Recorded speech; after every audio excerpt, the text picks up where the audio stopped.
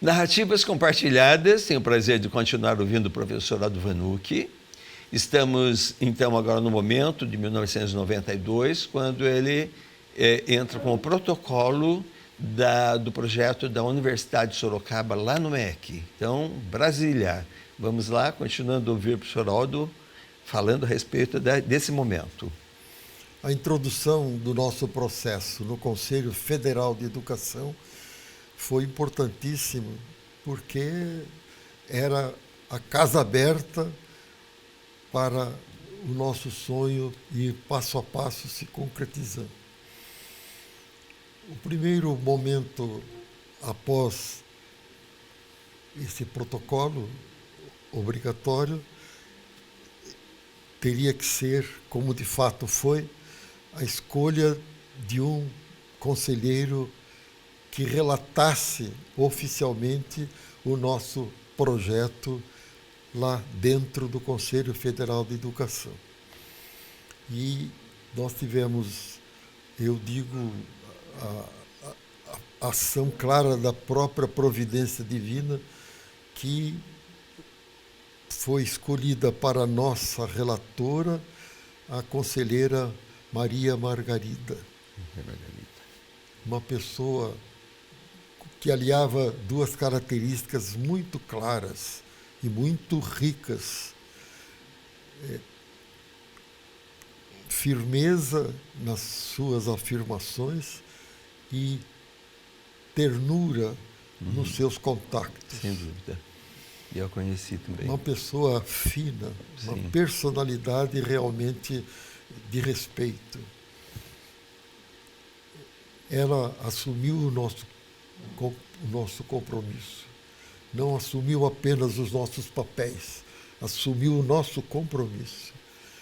E um dos seus primeiros movimentos foi fazer uma visita aqui a Sorocaba, à nossa instituição.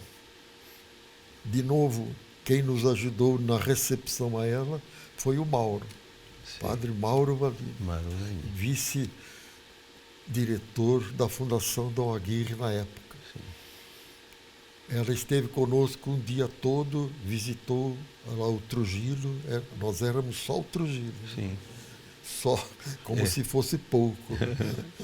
Mas era aquilo que nós tínhamos. Visitou o prédio, os vários setores, conversou com professores, com a direção, depois rodou pela cidade. Confesso que fizemos uma gentileza a ela. Foi levá-la, quem a levou foi a própria Ismênia, a secretária, até a Barbero, que na época estava ainda no auge Sim. da produção do linho. Do linho famoso. E ela foi lá, a pretexto de comprar, a pedido dela, de comprar, como é que se fala a palavra? Eram, na verdade, roupas de cama e mesa, né, que vendiam lá. Cama e mesa. Cama isso, e mesa. Esse conjunto, né, isso, de linho. Perfeito. Que era, conjunto de linho que era... E eu já, o pessoal chegava em Sorocaba, eu já queria tinha ir lá. informado e preparado a Ismênia que, evidentemente, não deixaria que ela pagasse. Sim. E ela ficou muito feliz. Sim. E outras vezes ela repetiu a dose. Mas foi a primeira visita dela e ela gostou de Sorocaba e, ao mesmo tempo, viu que nós éramos pequenos.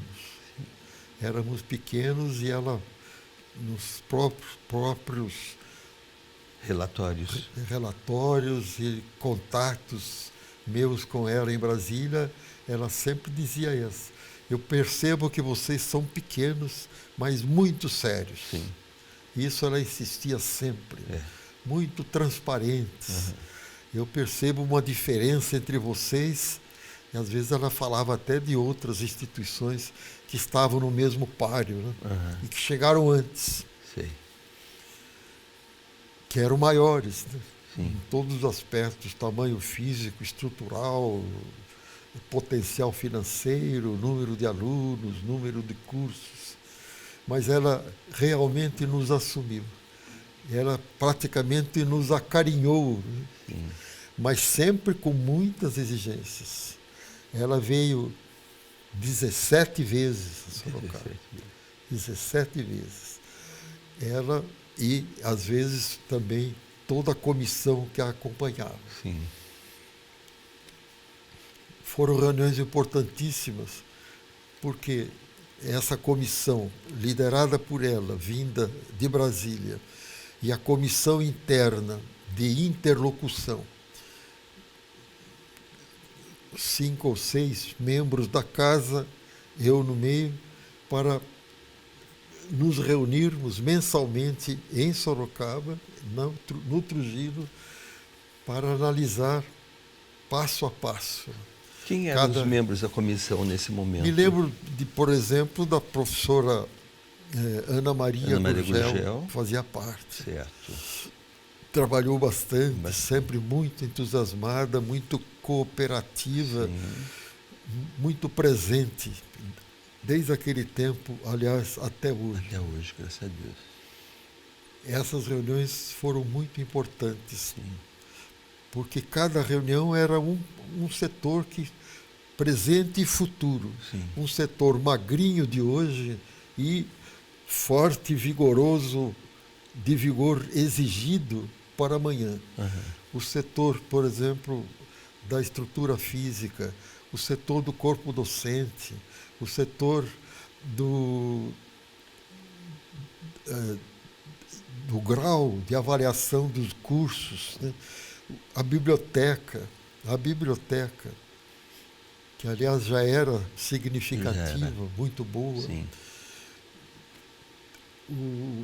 O apoio da cidade era um ponto que a Margarida conselheira exigia sempre, e foi muito bom que ela exigisse. Ela exigia sempre não apenas que vocês tivessem vontade e se preparassem devidamente, mas vocês precisam ter apoio da cidade.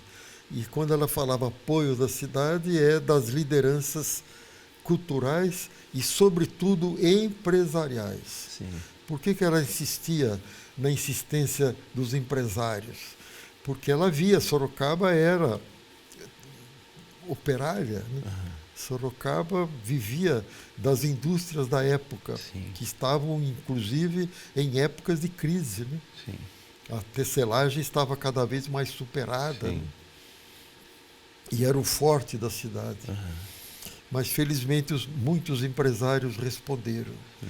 Nesse ponto, eu destaco o apoio pessoal também, e profissional e político, no melhor sentido, do prefeito Paulo Mendes nessa conjuntura. Sim. Porque comigo ele foi a uma dezena de empresas da cidade visitar seus chefes, seus líderes, para falar da criação da universidade, para pedir apoio.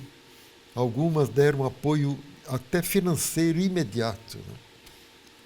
Eu me lembro de uma visita que não foi com o Paulo Mendes, foi com o Mauro Valini, até julho e julho, ali onde hoje é o Parque da Biquinha, sim, ali por perto.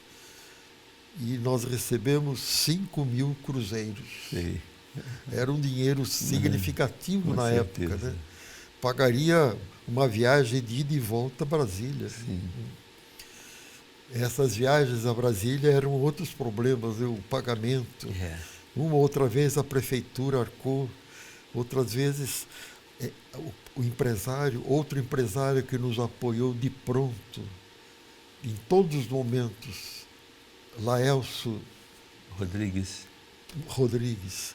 Ele era gerente da Motopeças na época. Sim. Apoiou totalmente, e inclusive ele era também o presidente nacional da maçonaria. Sim. Por isso ele ia muito a Brasília também. Sim. E a gente se encontrava às vezes até no mesmo voo. Apoio sempre também dele e, consequentemente, pela ligação dele com o jornal Cruzeiro do Sul. O Cruzeiro do Sul sempre apoiou essa ideia também. Sim. O Diário de Sorocaba também apoiava totalmente. essa temporada de 92 a 94, 2 anos de muito trabalho, então, né? Desses contatos em Sorocaba, em Brasília e também em outras cidades, porque eu tive a necessidade para também me preparar para isso, aumentar a minha visão universitária. Visitei várias universidades do estado de São Paulo. Sim. Algumas de caráter comunitário, como a PUC, como a Católica de Santos, a Unimep, da Igreja Metodista, e outras não confessionais, privadas, como Marília, Ribeirão Preto, Bragança Paulista também fui, dos frades franciscanos. Isso. Né? São José dos Campos. Essas visitas também eram custosas, né? Sim, não só em dinheiro, pela viagem, mas custosas assim pelo tempo, pela necessidade de perguntar, de esperar, de colher informações, né? Tudo para que o nosso processo fosse cada vez melhor. Né? E, ao mesmo tempo, indo preparando quase como lição de casa. Né? Cada reunião com com a conselheira Margarida Maria e a sua comissão exigia que a gente refizesse muita coisa, né? E melhorasse outras. E às vezes não era só refazer no papel, na documentação, era melhorar na realidade, né? Em tal setor, mudar isso, nomear alguém nisso, naquilo. Né? Certo. Esse passo a passo, felizmente, foi um caminhar. Não foi rápido comparado com outros, mas foi bastante progressivo e muito entusiasmante. As oposições foram ficando cada vez menos observadas por nós, sim, continuavam, mas o caminho estava bem traçado. E melhor que isso, o caminho continuava muito abençoado, muito protegido. Sim. Até que chegou o momento da união, da integração das duas faculdades. Seria o primeiro treino de universidade. Sim. Trabalhar basicamente num regimento único. Sim. As duas tinham regimentos próprios. Isso. Né? Diretores próprios. Né? Professor Jaime de Almeida Rodrigues Filho, sim, e o professor Galdurós, os dois diretores das duas faculdades. Duas cabeças diferentes, né? Mas diretores responsáveis e competentes, cada um da filosofia, outro da Facas. Né?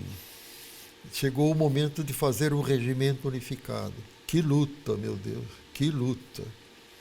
Aquele grupinho da Facas dificultando e não acreditando na importância e até na obrigatoriedade desse passo. Mas aconteceu, muitos ajustes, e finalmente foi aprovado o regimento único.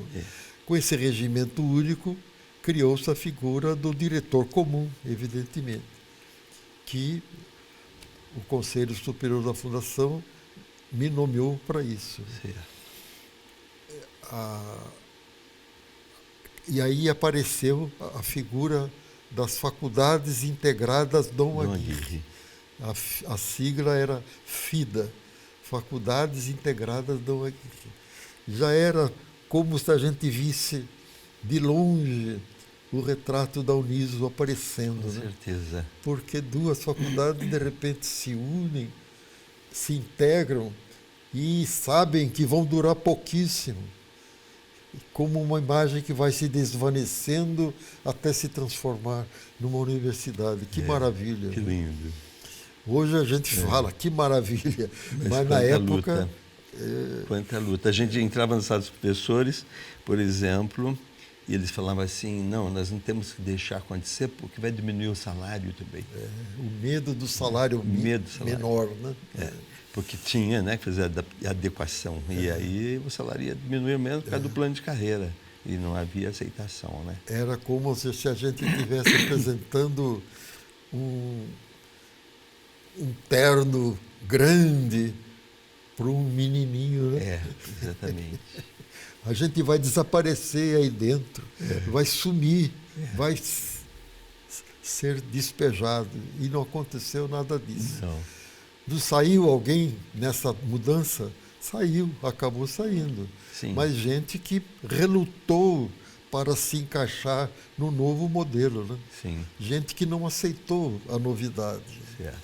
E era preciso, naquele tempo, ter um pouco, não apenas de coragem, mas um pouco de disponibilidade moral, né, para acreditar num passo que não era para o abismo, era um passo no degrau, uma escada, né? Mais um passo avante, mais um degrau, mais 2, mais 10. Sim. Uma escada como a de Jacó na Bíblia, que acabava no céu. Sim. Naquele momento. Uhum. Não sei se acabou no céu para todo mundo, mas para muita gente, hoje, isso aqui não é um paraíso, evidentemente, mas é um local onde a pessoa se sente bem de estar presente. Com certeza.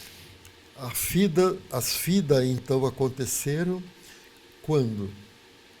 Em começo de 93. Certo. 93 inteiro.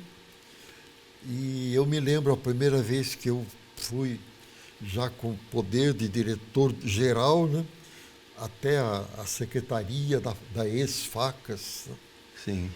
Os funcionários me receberam bem, mas eu percebia, o clima era de lugar desconhecido meu, incrível, né? Uhum. Era só andar 30, 40 metros, eu estava na Facas. Mas era outro mundo, né? Outro mundo. Então vamos dar uma pequena pausa para nós depois ouvirmos exatamente esse momento agora da sua vivência das vidas. Bem? Pois não. Então, até o próximo momento, quando nós ouviremos o professor Aldo contando mais um pouco dessa história dele. Até já. Até qualquer hora.